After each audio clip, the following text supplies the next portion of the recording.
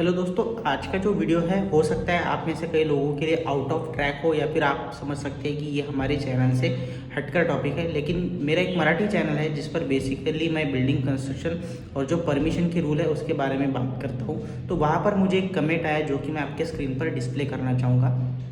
अब जब ये आप पढ़ेंगे आपको ये चीज़ समझ में आएंगी कि बेसिकली यहाँ पर कुछ ऐसा हो रहा है कि जो विलेज है या फिर गांव है वहाँ पर ऐसा बताया जा रहा है कि अतिक्रमण यानी हम उसे कह सकते हैं कि इलीगल कंस्ट्रक्शन वहाँ पर किया है।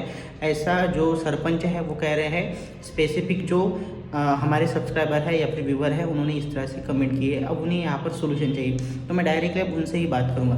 देखिए, आपने बहुत सी बातें इस आपके कमेंट में मुझे बताई और आपने लास्ट में ये वर्ड कहा कि आपके पापा परेशान हैं और आपको हेल्प चाहिए। अब देखिए, as a civil engineer, registered civil engineer, मैं आपको कुछ चीज़ें क्लियर बता दूँ कि अगर आपने सच में रूल तोड़ा है, फिर आप ये कह सकते हैं कि 100 लोगों ने भी रूल तोड़े हैं तो फिर हम पर ही क्यों कार्रवाई होगी।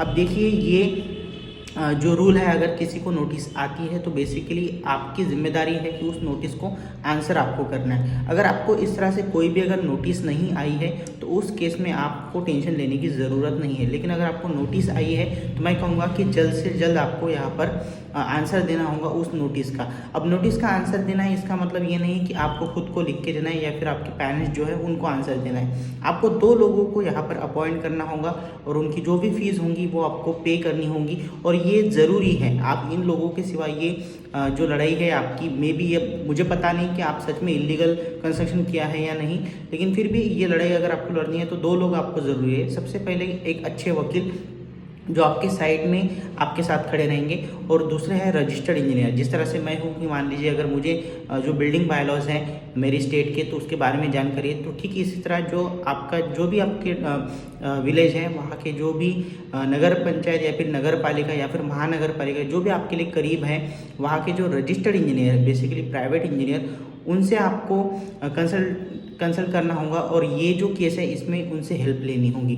अब देखिए, आपने यहाँ पर एक और चीज़ कही कि जब हमारा कंस्ट्रक्शन शुरू था उस वक्त जो पंचायत के लोग थे उन्होंने सब देख लिया था, फिर किसी ने नोटिस नहीं दिया, तो ऐसा क्यों। अब देखिए, एक बात बता दूं कि अगर किसी को परेशान करना है तो ये बहुत अच्छा रास्ता होता है कि उस व्यक्ति का कंस्ट्रक्शन यानी पूरा जो भी कंस्ट्रक्शन है बिल्डिंग का पूरा करने देते हैं और उसके बाद नोटिस भेजते हैं। तो ये मैं कहूँगा कि इसमें आप ये तो नहीं बोल सकते कि जब हमारा कंस्ट्रक्शन शुरू था तब आपने क्यों नहीं रोका। अब ये लड़ाई कुछ इस तरह से है कि जो भी आपके डॉक्यूमेंट्स हैं वो आपको रिप्रेजेंट करने होंगे आपके वकील की जो भी सलाह होंगी उनके हिसाब से। जो रजिस्टर्ड इंजीनियर है जो बताएंगे क्या सच में हमने इलीगल कंस्ट्रक्शन किया है या नहीं। अब एक और चीज़, अगर मान लीजिए आपने इलीगल कंस्ट्रक्शन किया है तो उस केस में मराठी में, अब आपने हमारे मराठी चैनल पर सवाल पूछा था इसलिए मैंने ऑलरेडी इस पर एक मराठी में वीडियो पब्लिश किया है कि इनकेस अगर कंस्ट्रक्शन के केस में अगर कोई कंप्लेंट करता है तो उस चीज़ को आंसर कैसे करना है या फिर टैकल कैसे करना है, तो वो चीज़ मैं डिस्क्रिप्शन में दे दूंगा।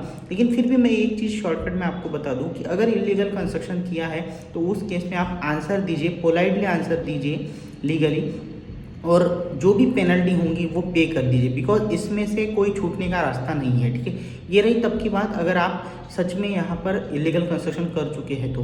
अब दूसरी बात, मान लीजिए आपने किसी भी तरह का इलीगल कंस्ट्रक्शन नहीं किया है, या आपके कहने से नहीं बल्कि जो रजिस्टर्ड इंजीनियर है वो बता रहे हैं कि आपका कंस्ट्रक्शन पूरी तरीके से लीगल है, तो उस केस में आप काउंटर या फिर मैं कहूँगा कि आप जैसे डिफेमेशन की जो केस होती है या फिर मानहानि की जो केस होती है वो आप यहाँ पर फाइल कर सकते हैं। लेकिन ये आपकी चॉइस रहेंगी। ठीक है, अगर आप यहाँ पर पूरी तरह से लीगली सेफ है तो आप सिंपली उस नोटिस जो आपको मिले है उसको आंसर दीजिए, और जो भी डॉक्यूमेंट्स या फिर जो भी सैंक्शन प्लान आपके पास है वहाँ पर आप आंसर दीजिए, ताकि आपका ये जो नोटिस है ये इसकी कोई वैल्यू ना रहे। ठीक है, ये एक चीज़ रही। और जो लास्ट में आपने बात कही थी कि आपके पेरेंट्स, आपके पिताजी बहुत ज़्यादा परेशान है, टेंशन में। अब देखिए, मैं सिंपल एक बात कहूँगा कि टेंशन लेने से अच्छा है कि जो भी आपके ऊपर अभी जो समस्या आई है या फिर जो भी आपके जो सरपंच है या फिर जो भी व्यक्ति है जिसने ये कंप्लेंट की है, अब आपको इस सिचुएशन का सामना करना होगा। तो सिंपली आप क्या कीजिए, जितनी भी लीगल इन्फॉर्मेशन है, जो भी सच जानकारी है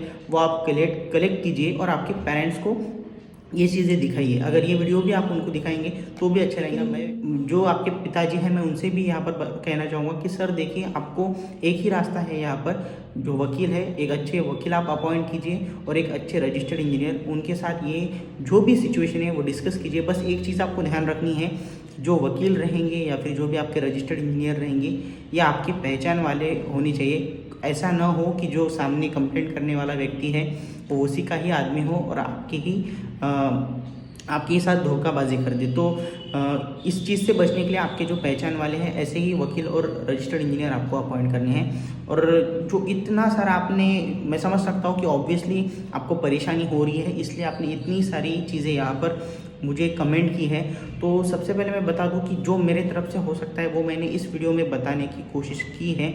इसका जो एक्चुअल सॉल्यूशन है वो आप कितना इसमें लीगली एफर्ट्स डालते हो, बाद में आप कितना करेक्ट इन्फॉर्मेशन कलेक्ट करते हो और कितना सही तरीके से लीगल तरीके से आप ये लड़ाई लड़ते हो, उस पर डिपेंड करता है।